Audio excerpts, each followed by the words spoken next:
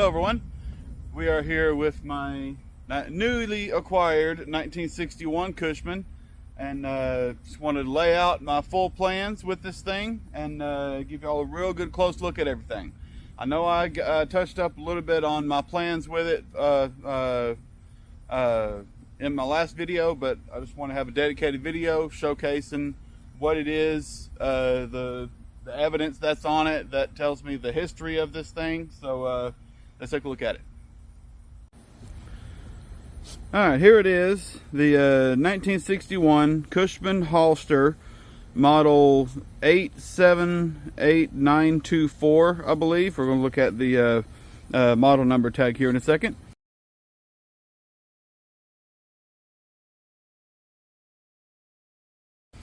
But if you're looking at it, that is the Borden dairy logo, which means this Cushman used to be a milk delivery vehicle in the early 60s. So that is just really freaking cool. So let's take a closer look at it. All right, let's first start off at the logo. It's got Elsie right there. I think this did used to be a sticker. You can see a registered trademark and everything on there. So I will be looking this up. But I would love to have a reproduction of that put on here on both sides after I got done, because I do plan on doing a full restoration on this thing, painting and everything. So what I was thinking was brown on the bottom and then the white on the top, but I'm not sure. I'm going to do some more research on the Borden dairy colors to see what colors I could do. But for now, current plan is probably brown or red on the bottom, and keeping the top white. And one thing I think is really cool is that it actually has these emblems on here. Really freaking cool. And I didn't know these seats had this logo right here, which is even cooler, I think. Now this floorboard will need some repair, because obviously does have some bad spots in it, but the frame itself is actually really solid. Gonna have to do some body work on this part here because it's got a crease in it right there. The front fenders kind of been up pretty bad. I'm gonna see if I can get it hammered back into basic shape. And the metal does have some pitting in some areas, like up here and other areas. What I'm going to be doing is I'm going to be getting rid of all the rust, but I'm not going to worry about getting this thing super smooth. I'm just going to get all the rust off of it and hit it with some epoxy epoxy paint. So it'll be tough. It'll kind of fill in some of the rust pitting in the metal, but it won't completely hide it. I'm not really concerned with doing a concourse restoration on this thing or anything like that. Just restored, painted nice, and 100% functional. Now the motor. The motor in this thing, unfortunately, is currently locked up. Not really sure if the motor is locked up actually, or if it's just locked to the transmission. So definitely going to be messing with that. But what I'm probably going to do is swap it out with this 22 horsepower motor that came out of the 79 Cushman. So I've got that. I just need to put it in there after I get the frame done, because I need to pull all the body panels off anyway, and was thinking about getting some chassis paint, repainting the frame and all that, and just starting from the ground up on this thing, taking everything off and just starting from the ground up. That way I have a good solid base everywhere I go. So it may take a little bit for this thing to get done, but I'm going to go from the ground up doing it, sanding the frame, painting it with some chassis, painting it with some probably some 415 chassis paint or something, or something close to it. But let's take a closer look at that motor. Look on this side. Now originally this thing would have had a single coil with 2 plug wires on it, like my 65 did when I first started messing with it. So this one has been updated, and here's the drive shaft right there.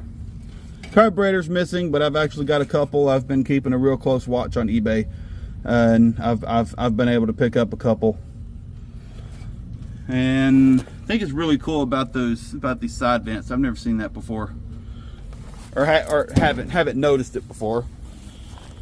And this being a 1961, does have the Dana 12 rear end, and the tag on it that's on the bottom left corner, I'll put in a picture here.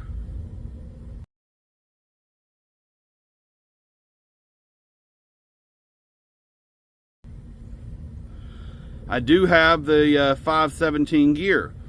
Now I don't know if that's the only gear they had in this Dana 12, or if this is the highest gear or the only gear or whatever, but that is the current gear in this thing. And when I got the drums pulled off and finally saw the rear end spinning over, the rear end and the spider gears do appear to be good. Everything was smooth. I didn't feel any crunching or anything when I was getting stuff spun over. And transmission, I don't know if it's just in gear or locked to the flywheel or what, but my next step is going to be to pulling the transmission off and going through it, taking off that cover, going through stuff, and hopefully I can save some stuff. I'm sure the case is good, but just don't know about any of the gears and stuff on the inside. So definitely going to have a video on that. Probably going to try to do the chassis black on the transmission and bell housing and stuff too, just to keep it black. And that 22 horsepower motor that's in there with this motor, it's kind of hard to see, but see if I can zoom in. See out of the sun, right there in that hole, right there in the center of the video.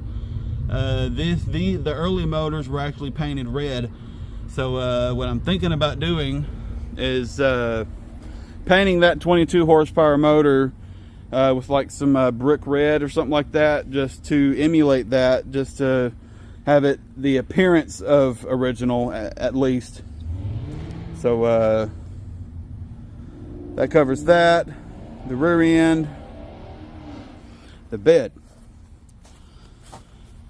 Bed wise, I'm thinking about robbing the bed off the 73.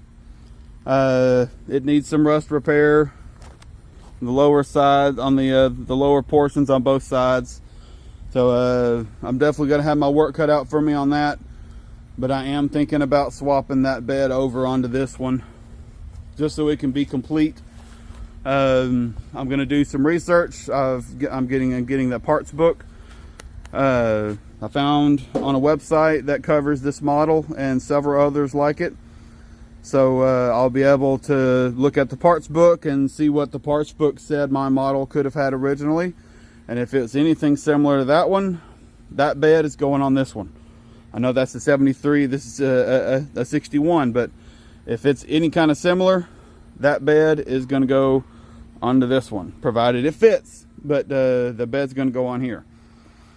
And yep, I think that's it. And some other parts I'm gonna have to swap out is the shifting shaft. I'm sure there's an official name for it, but yeah, that's kind of eaten up pretty bad with rust. Looks fine up here, and then really bad. So that's going to get replaced with what's in the 73.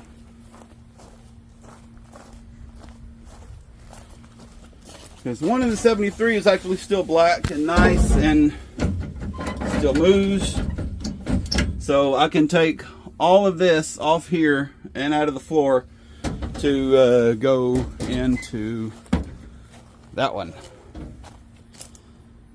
I was looking at it on the back glass. I don't know if you can see that right there.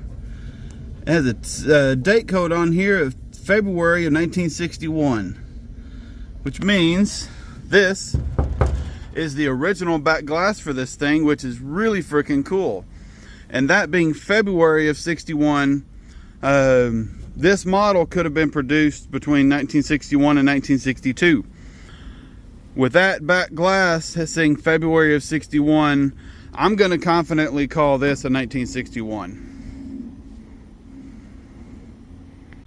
So there it is. There's my initial rundown of my plans for this 1961 Cushman Haulster. I got a long road ahead of me on it, and I've got extra parts thanks to these two right here. Thanks to these two right here. So I don't see any reason why I won't be able to get it done. It's just going to take me a good while to get it done. So I'm really looking forward to having this thing finished and painted and nice and beautiful. And yeah, there it is. That'll pretty much cover it for this video. If you like the video, like, comment, and subscribe, and I'll see you in the next one.